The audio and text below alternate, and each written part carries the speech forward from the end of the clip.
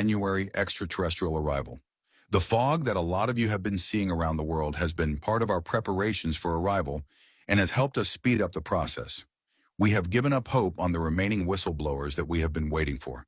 And now there's no more reason to wait. We are planning to send in our large ships sooner than mid to late January, and our large ships are now preparing for reveal in early January. Remember, don't be afraid. We are here to help you, not harm you.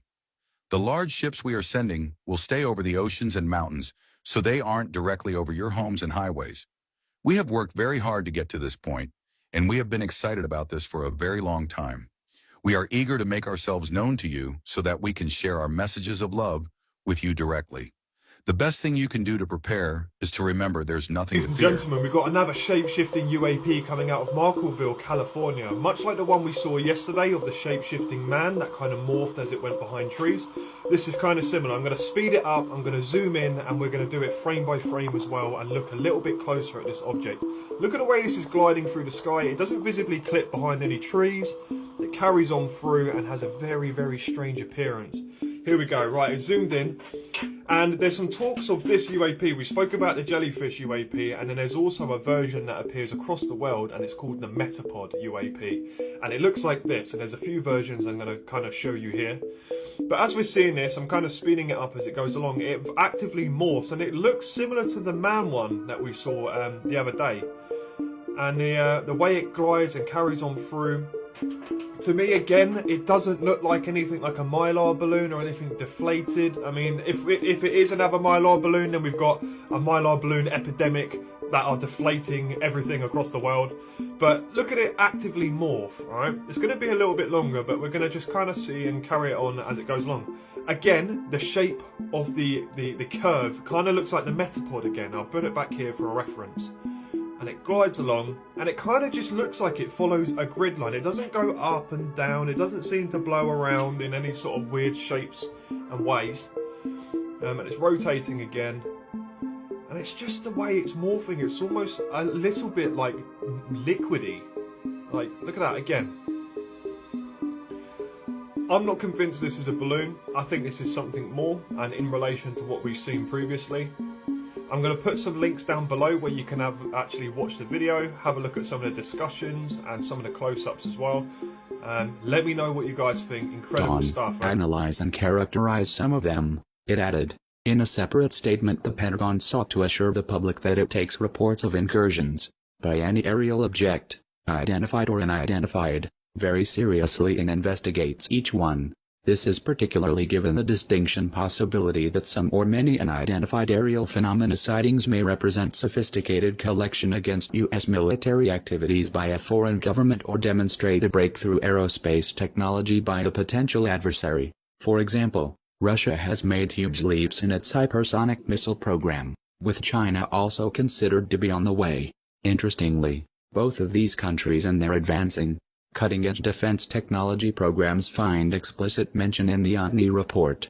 Some congressional leaders have already dubbed this new report inconclusive but have also said it's a step in the right direction in terms of accounting for risks to aviation or possible secretive advanced programs of America's enemies. Public interest was recently reignited in the wake of leaked Navy videos purporting to show UFO sightings, short of video clips of which went mainstream in the past year. Meanwhile, some observers are questioning why it's suddenly the case that UFO theories and speculation are going mainstream, even to the point that U.S. intelligence is releasing a rare study to the public. According to independent journalist and geopolitical commentator Caitlin Johnstone, the fact that Russia or China magically leapfrogging U.S. technology by centuries 70 years ago has been validated as a possibility by the report as a gift to Cold Warriors eager to ramp up aggressions and inflame a high-budget arms race. We are anonymous.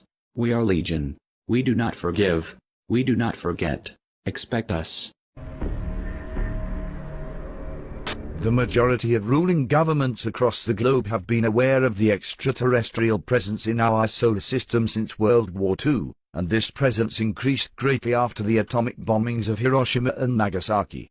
Unbeknownst to most American and Western nation citizens, they are those who claim the quote-unquote disclosure has already occurred without the public's knowledge, and in fact, Numerous countries have released their UFO files, including individual departments within the US and UK governments, New Zealand, Brazil, Russia, Canada, Denmark, Ireland, France, and Chile.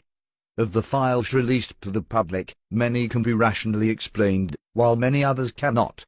Over the last 60 to 70 years, the United States government has worked to discredit the extraterrestrial phenomena, not only through denial and avoidance, but with the help of the media. As news outlets report on UFO sightings with a tone akin to reports of Santa's sleigh, Hollywood has portrayed extraterrestrial life, also referred to as ETI, or extraterrestrial intelligence, as either comical little green men with a penchant for anal probing, or as apathetic monsters devoted to destroying all human life. The US government's reason for the smokescreen revolves around the advanced technology they've obtained from ETI through various means, and to admit to the ETI presence in our solar system is to admit advanced forms of technology exists. This would not only bring an end to the lucrative fossil fuel industry, but the United States military would lose their technological advantages on the battlefield, and ultimately, the elite would lose their power. We know from government, intelligence, and military whistleblower testimonies that the advanced beings interacting with our planet are non-violent. This fact was confirmed through the Podesta files, in leaked emails between John Podesta and Apollo 14 astronaut, Edgar Mitchell, in which Mitchell reminded Podesta that their quote, non-violent ETI from the contiguous universe are helping us bring zero-point energy to Earth. They will not tolerate any forms of military violence on Earth or in space, unquote. Various signs have mounted over the last 6 to 9 months that would indicate we are getting closer to what is referred to in the intelligence community as a false INW, or false indication and warning, which will be aimed at propelling the weaponization of space. Nations such as Russia and China, in the meantime, have already proposed a UN treaty to ban space-based weapons.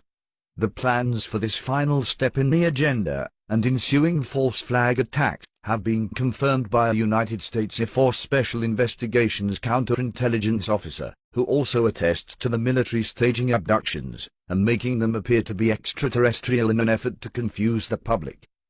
This information comes directly from Dr. Stephen Greer of the Disclosure Project, who has asked those of us within the anonymous movement for assistance in releasing this information to the public in an effort to either prevent the false INW, or provide foreknowledge of the government's true intent, should they continue with the operation. As well as informing the public of the impending false flag attack, Dr. Greer is in the process of developing a private consortium, in which a basic new energy technology would be developed through the utilization of zero-point energy and quantum mechanics, without interference, persecution, or threat of harm from the various governments and major corporations who have thus far worked to suppress these technologies. We will be reporting further on Dr. Greer's concept and proposal within the coming weeks.